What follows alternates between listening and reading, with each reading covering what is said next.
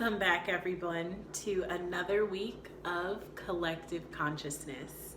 Again, my name is Tiny and I am your host, and we are here to help expand your consciousness.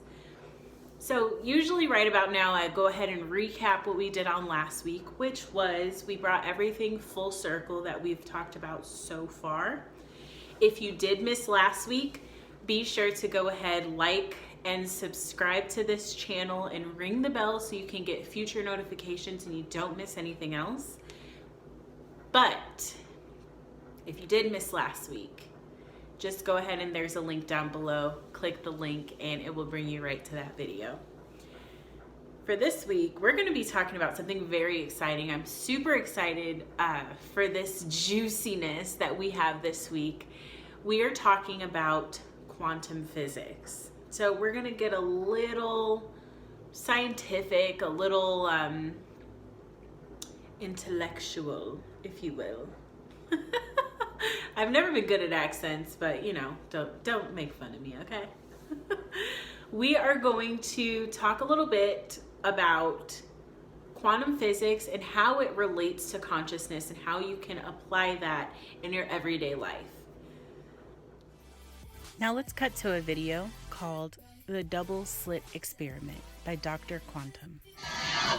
And here we are, the granddaddy of all quantum weirdness, the infamous double slit experiment.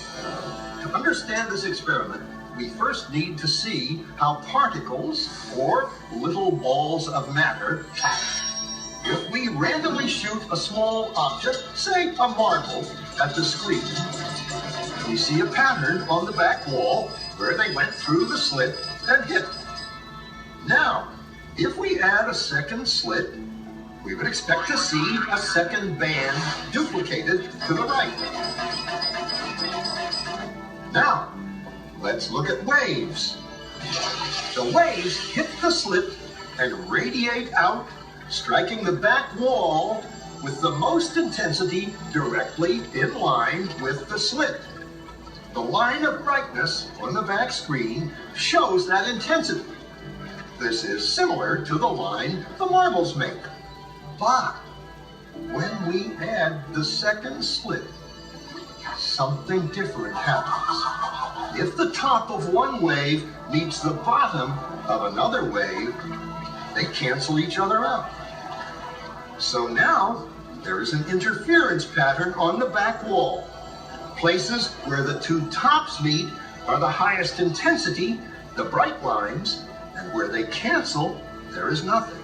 So, when we throw things, that is, matter, through two slits, we get this, two bands of hits. And with waves, we get an interference pattern of many bands. Good so far. Now, let's go quantum.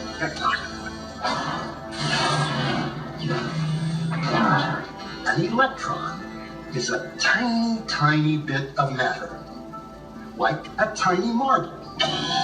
Let's fire a stream through one slit. It behaves just like the marble, a single band. So, if we shoot these tiny bits through two slits, we should get, like the marbles, two bands. What? An interference pattern. We fired electrons, tiny bits of matter through. We get a pattern like waves, not like little marbles. How? How could pieces of matter create an interference pattern like a wave? It doesn't make sense. But physicists are clever. They thought, maybe those little balls are bouncing off each other and creating that pattern. So, they decide to shoot electrons through one at a time. There is no way they can interfere with each other. But after an hour of this, the same interference pattern is seen to emerge. The conclusion is inescapable. The single electron leaves as a particle, becomes a wave of potentials, goes through both slits, and interferes with itself to hit the wall like a particle. But mathematically, it's even stranger. It goes through both slits, and it goes through neither. And it goes through just one, and it goes through just the other. All of these possibilities are in superposition with each other. But physicists were completely baffled by this. So they decided to peek and see which slit it actually goes through. They put a measuring device by one slit to see which one it went through and let it fly. But the quantum world is far more mysterious than they could have imagined. When they observed, the electron went back to behaving like a little marble. It produced a pattern of two bands, not an interference pattern of many. The very act of measuring or observing which slit it went through meant it only went through one, not both. The electron decided to act differently, as though it was aware it was being watched. And it was here that physicists stepped forever into the strange netherworld of quantum events. What does matter? Marbles or waves? And waves of what? And what does an observer have to do with any of this? The observer collapsed the wave function simply by observing.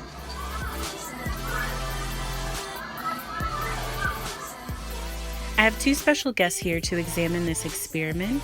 Please excuse the quality. It was a Zoom meeting.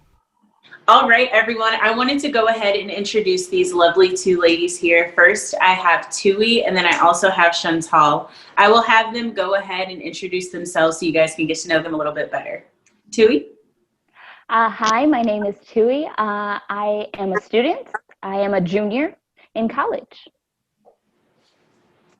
Thank you, Tui. And tell us a little bit more about like what you're majoring in and your fascination with quantum physics. Oh, okay. So my major is psychology, which is far from science. Well, it can be involved. My fascination with quantum physics, I guess, starts with the basics, you know, it's like the fundamentals to everything.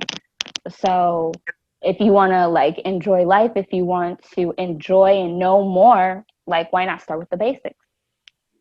Perfect. And Chantal? Hi, I'm Chantal. I have a BS, and I agree with Tui. It is the basics for everything. Absolutely. Physics is the physical study of the physical phenomena around us, and it is the basis for all things that exist. So I have a BS in chemical engineering, where quantum physics, specifically quantum mechanics, is used to model, design, create, and calculate chemical systems. I have also a Juris Doctorate in intellectual property law, specifically patent law, where we draft, prosecute, and advise industry we draft and prosecute patents and also advise industry with respect to novel patentable chemical systems. That's awesome. Awesome. So what I want to do here is discuss a little bit deeper about the double slit experiment and how on a quantum level that relates to consciousness. So when I was watching the video and learning about the double slit experiment, I found it very interesting, and how like when observing the electron or matter in general, it will change from what was expected. And so that led me to believe that maybe our thought process can influence something else on a very minimum level, of course. Like the probability of that outcome like coming out is like very slim. Absolutely. Right. And I thought it was very interesting as well. Like the behavior of the electrons changed just by it being observed. Go ahead, Sean. So I'm going to give just a few definitions about the words we're using, just to have a little bit of clarity so that we can visualize it a little bit easier. So let's start with the double slit experiment. So in the double slit experiment, what's happening is there is a machine that's sending out photons, shooting photons one by one at a slit that has two vertical lines in it. So the way that we would think that was happen, what would happen in that situation is that the particle, which is the photon particle being shot out from the little device, would maybe go through one of the holes and then hit the back of the screen, because there's a screen in the back. So we would think our normal way of thinking about particles, let's say throwing a rock, that it will go through the little slit and then hit the screen in a very specific location.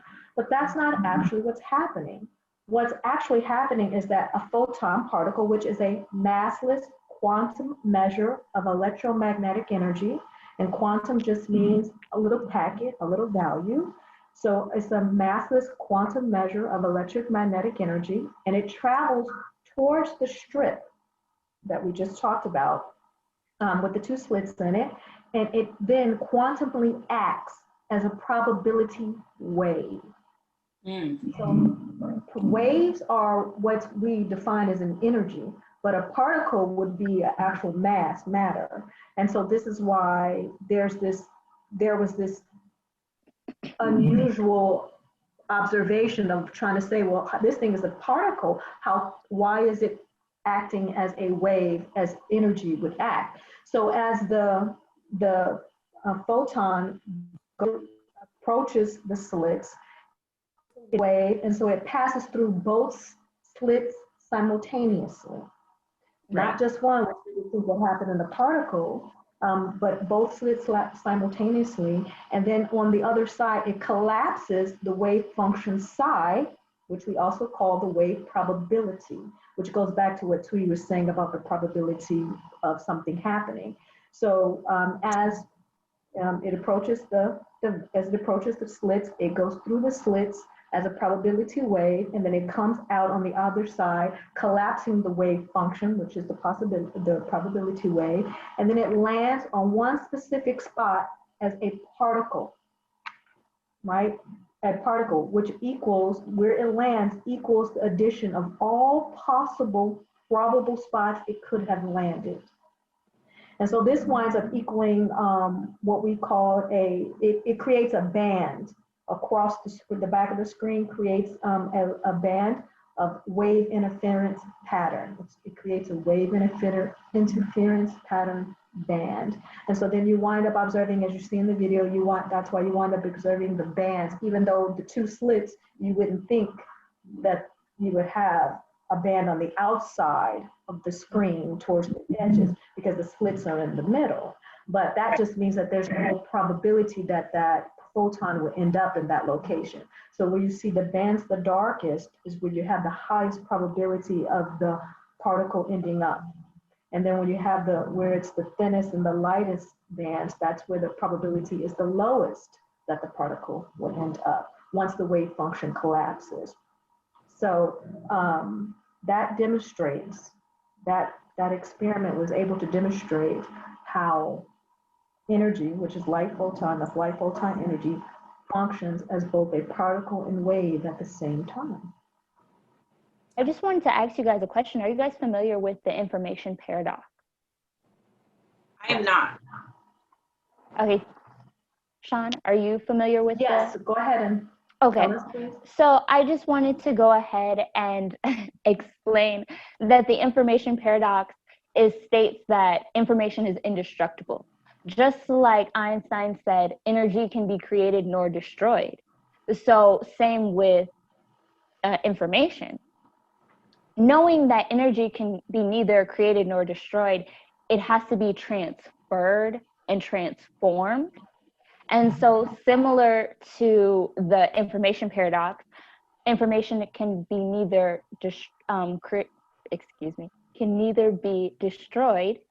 cannot be destroyed.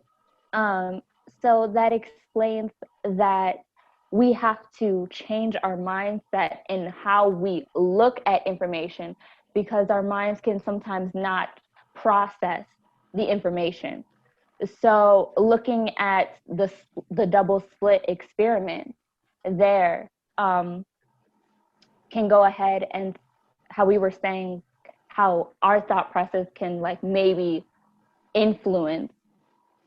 have influence over, you know, the waves or probability.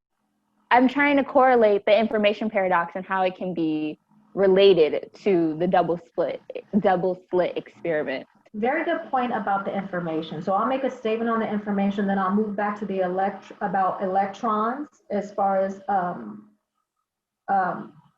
thinking about electrons and inanimate objects having consciousness. So let me say this about the information. Okay. Everything is information, right? And energy is information.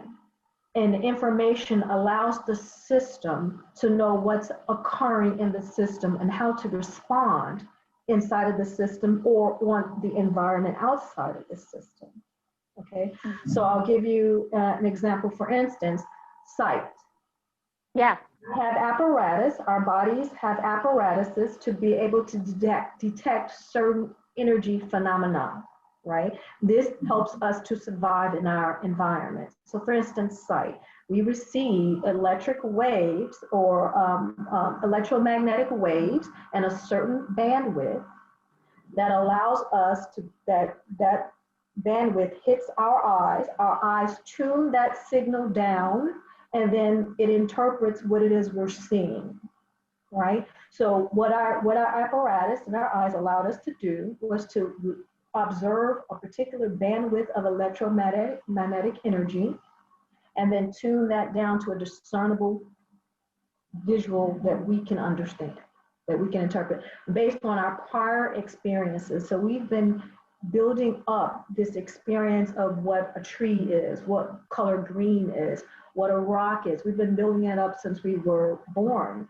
And so when we receive this electromagnetic energy, then let's say we see a tree, we send the tree reflects back to us, it's electromagnetic energy. We observe that as this physical phenomena by observing its an energy phenomenon through our eyes. And then our eyes will tune that down and then let us see the visual of the tree. Same thing for touch. Touch is nothing but a molecular interpretation of what's happening in the molecules around us. And then also for hearing. Hearing is just sound waves that are passing through the air medium that our detectors pick up in our ears, and then it tunes that signal down and then just tells us, okay, it's this sound based on information we've been gained since we were born. Right. So all of that we're receiving is this information, and this information is being transformed into a discernible message to allow us to know how to participate in our environment. Everything is information, and it just talks about how the energy is either being acted on or it's acting on the environment or within the system. When it comes to our interpretation, what happens when we cannot interpret what it is that we are observing? Okay, go ahead, Sean, take it away. Okay, so very good question. Because everything is information, there's a number of ways that that we can interact in our environment. And if the body, let me give you an example, or let me say this statement first. Since birth, or even in the tummy, and while we were in utero, in our mother's womb, we were receiving information. Our brain was categorizing and storing that information. And so what winds up happening, for instance, if you have thoughts, like over time you've built up this database of what things are, right? And so let's say someone came to you and told you, your friend's a mass murderer, you're gonna feel immediate fear, right? So what we experience is called cognitive dissonance. Right. Cognitive dissonance is what happens when what we have categorized or asserted in our brain in certain categories to mean a certain something, when the information we receive is counter to that, or when we don't know how to process that information, we experience what's called cognitive dissonance. And that fear makes us want to then try to fit that information into one of the narrow categories we already have defined. And so that's what makes it difficult for people to expand their consciousness, to see, to be able to be open to other options, because survival has got us here so far with these thoughts, and it wants to continue to survive at this level. So it's fearful of adjusting to other information. I love that you mentioned cognitive dissonance. I was just talking the other day. So I've been on this huge food journey, right? Awesome. When it comes to consciousness, like it's all inclusive.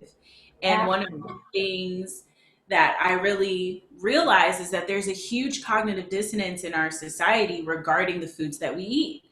You know, Absolutely. we like to eat animal products, but we don't necessarily want to know exactly where it comes from. And Mhm. when we do find out that information, it's like, oh, well, I don't want to see that.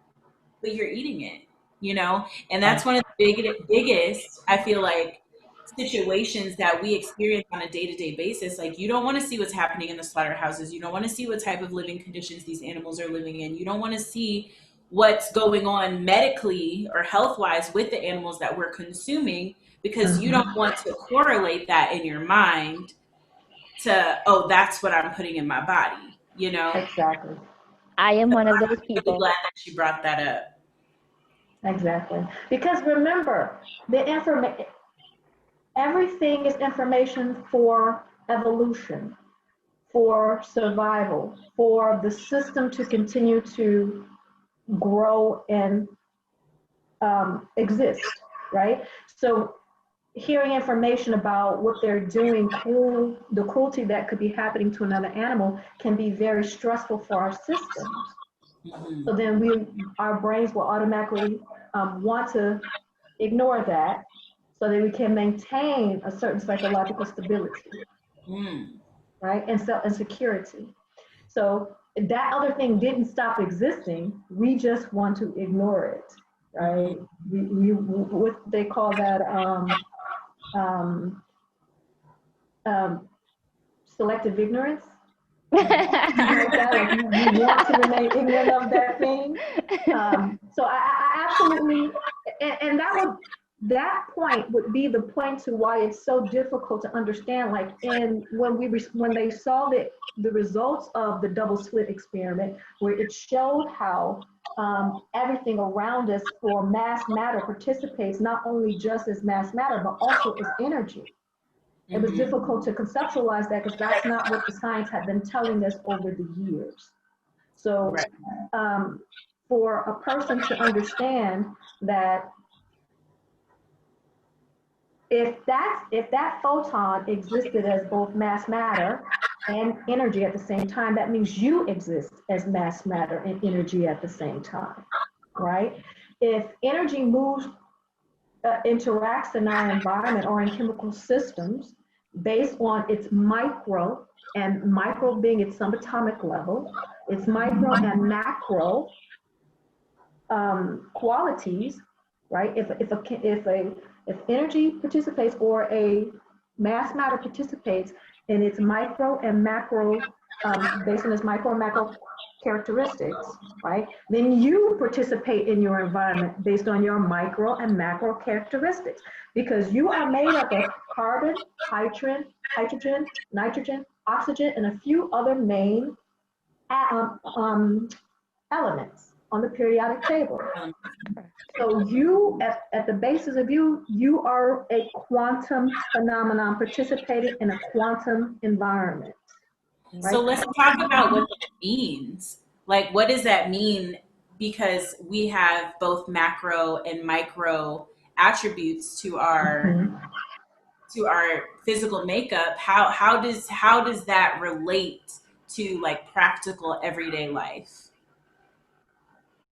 for this one, I was just going to go ahead and say how you said how quantum rules apply to everyday life. Absolutely. And so I was going to bring up Newton's third law of motion, which is for every action, there's an equal and opposite reaction. Yes. And so for that, we see that in every day. Like there's night, there's day. There's hot, there's cold. There's electrons, there's protons. There's neutrinos, there's antineutrinos. So we can see that at many different levels.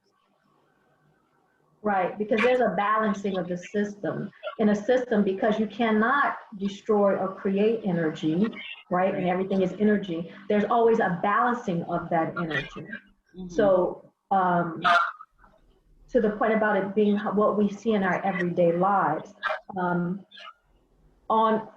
let's look at the macro level, because that's what we're used to experiencing. We're used to seeing the macro level. And the macro level would be biology, right? So I see your arms, I see your shoulders, I see your hair, I see your face, and we're used to observing people and participating with people on that level. So that's the biology level. As far as thinking about, okay, my stomach hurts, did I eat something bad, or is there something going on and I ovulating or something like that, right? So we're used to thinking about that at the macro level. But at the micro level, because you are made of atoms, then you are functioning as an energetic being, right? And then you're interacting energetically with everything else around you. So let's look at the concept of if my stomach is hurting, right? If we look at it from the micro level, because you are made of atoms, what was the food made of that you consumed? Was it highly processed? Because if it's highly processed, then a lot of the molecular stability has been stripped from it. So now when it goes into your body, you have what's called free radicals that are now moving around and attaching to other chemical processes with other atoms that are happening in your body, and that's interrupting what's your body function, right? So at a micro level, just looking at the food you're eating, if you're not eating organic foods, which have theoretically the best possible nutrients molecularly possible, then that's going to cause interruptions in your bodies, and that's one of the reasons why we do have a lot of illnesses, because of the foods we're consuming. At the micro level, they are interacting in our bodies in a negative way. Right? I'll say one other very important way that we interact through our energy in a micro way, right? Let's say you had a negative thought, you saw someone and you said, and you had a negative, it's a person who's prone to think negatively. So let's say they saw someone and they had a negative thought like, I don't like that person. Well, when you have that thought was a macro thought, meaning it was on a large scale. It was a thought. It was a thought on an energy level, but it created a macro response to your body, meaning that your body, with that thought, your body released negative hormones. Those negative hormones then break down to a molecular level, and now they act the whole of how your body's energy is moving. So with that thought, you released a chemical that was negative, that the body responded to negatively, which can harm your health, and that it went to break down at the micro level to add negatively to your energy flow. So now your energy in itself is now more negative, and it'll be moving and attracted to other more like energy flows. Right. And while we're talking about energetic levels, I kind of want to, go a little deeper into this and talk a little bit more about energy transference. So like when you have that type of energy that you're putting out and you come in contact with someone else, how it can affect that other person. So, Tui? Yes, okay.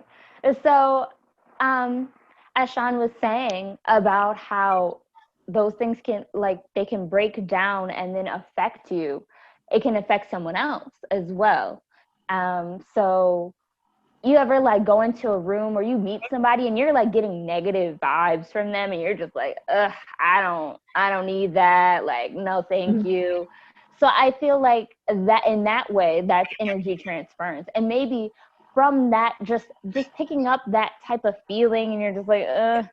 And you like, even though when you like exit the room or you just like, I just need to stay away, you still have a little bit of that like feeling where you're just like, I don't know, something just doesn't feel right. I don't know. I think I just need to like go in my room and just like listen to some good music, you know? The reason being for that is because you are in a different energetic level than that other person, right? Let's say you're at a higher vibrational level and that person's like down here, right? So if you're up here and they're down here, but you're feeling the energy that they're putting out, if you spend too much time with that person, what happens to your energy? Then you end up right here. And then that's why they say energy loves company, right? Now you guys are neck and neck in that negative energy pool, right? Absolutely. So that's why you have the automatic urge to relocate and do something that makes you feel Absolutely. higher vibrational because you Absolutely. want to bog down with that negativity. Right. Absolutely. So that's absolutely 100% correct. That goes to even though because we are looking at our environment and our systems and human in the macro way, it's difficult to understand that you still have that micro energy, quantum energy experience, and you can feel you have a energy,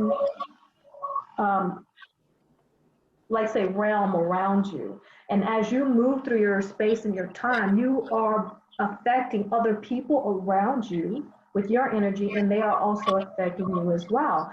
They say that a person's, to your point about you being here and someone else being here, they say that a person's energy um, um, flow is the accumulation of the five people they hang around the most. So you sync up, and that we know that on a macro level. We know that a woman with her mate, that their bodies sync up, so their eyes will dilate at the same time, their heart rate beats at the same time. His energy flow or his being affects a female's menstrual cycle. So we know that and other women who are around each other, their menstrual cycle will wind up syncing up with each other. So we know this at a macro level, and it's also true at a micro level on the energy level. And so you would want to, if your energy is here but interacting with someone else and it brought it here, you would want to isolate yourself so that you could come back to your normal energy level and elevate yourself back up to here to feel more secure. Right. I love that. I love that so much. Okay, so I feel like we've talked about a lot today, especially for those who are new to the quantum realm. So if there's anything that you wanted to leave with the viewers, what would it be? I was just thinking, I'm like, what do I want to? Science can be intimidating. It can be very intimidating. And I like when you hear something that you're kind of curious about and you're just like, oh, I want to learn more about that. Just do it. What does Nike say? Just do it. Exactly. Exactly. What about you? I like that. Exactly. I like that. Yes, don't be afraid to learn new things, because evolution is driven by information. Information tells a system how to evolve, how to grow, how to expand, because remember, the objective is about survival. So if you come to the subject of science and math, especially math, because math is the language of everything, of the universe. I can create a mathematical problem that can project or model a human and say what they're prone to do just by math. So science and math can tell us so much. And I do think that we've been kind of made to fear math and science, right? But yes, just like Tui said, do it. And remember that everything you are experiencing is information. If you're sad, that's information telling you something is happening in your environment that's causing you to feel a particular way. So then you think, okay, if I'm receiving this information, what is it trying to tell me? And then figure out, well, how do I correct that situation to be able to move away from that sad feeling, right? Because it's just like touching the stove. When you touch the stove and it burns you, that was information to let you know that's dangerous. Yes. Right? So always, if you look at things as information, I think it'll help us be more in control of our consciousness. Because we've been told that our consciousness is this obscure, abstract thing, but it really isn't. Your consciousness is all about all the information you have been gaining since and you've been in the womb, and the decisions you're making, right? That creates these thoughts and these automatic thoughts and responses in your brains, right? That's your consciousness. The information you already have logged and categorized in your brain, plus the information you're receiving from your environment. Those interactions are consciousness. Right. So always be conscious of the information you're receiving and be, I want to say, not selective, but be critical about what that information can be telling you. Because sometimes it can be lying to you. Sometimes you're feeling emotions that aren't true just because you've had this response back in the past that's this, and so now you're feeling this right now, when it may not necessarily be. So, Hey, that's my field right there, psychology. yes, exactly. Right. And all that information that has been laid down and categorized in our brains since the womb, right? Well, psychology, I think they look at since birth, but we were collecting information when we were in the womb as well, and we were laying that down because everything that happens to us gets recorded in our brains, structurally in our brains. It gets recorded chemically in our biochemical system. That's what can lead to illness. It gets recorded in physically in our bodies. How a person's body moves, and they may be stressed, or they may be in, and it also gets recorded energetically. Our energy records that because survival is more ensured if we have this data that is collected and recorded and can be able to help us survive. Survival is more ensured if you have that data. Yes. Right. So this is a great show. Thank you. I enjoyed myself. Thank you Yes, so much. thank I'm you. so grateful to both of you ladies, you beautiful queens, for joining us today. Weren't they just fantastic? Oh my gosh, so much juicy information. Thank you so much, ladies, for being a guest on the show. We really appreciate having you. And if you guys found value in this information, go ahead and drop a hashtag value in the comments. Like, this is so vital. This is kind of a breakthrough moment here when it comes to consciousness. You know, we had to do that wrap up or that full circle episode last week so we can kind of group and tie everything together that we've been talking about. But now we're going to dive a little bit deeper and talk a little bit more about the different esoteric topics that we may not know about. Right? We're going to dive in a little deeper and break down these scientific structures so you can understand the energy that you create and how powerful it is. You know, we all are macro and microscopic beings. We're all made of atoms, right? Just like Sean was saying, we're all made of atoms. So we all have that macroscopic and microscopic aspect to our lives, right? So this week, what I want us to focus on the microscopic, right? See if you can tune into and tap into that energetic feeling or that energetic level of yourself. You know, we talked about meditation a few weeks ago. One way that you can kind of get in tune with and understand a little bit more your energetic body is through meditation, right? You see, I got my little Himalayan salt lamp right here, you know, giving me good vibes while I do the show.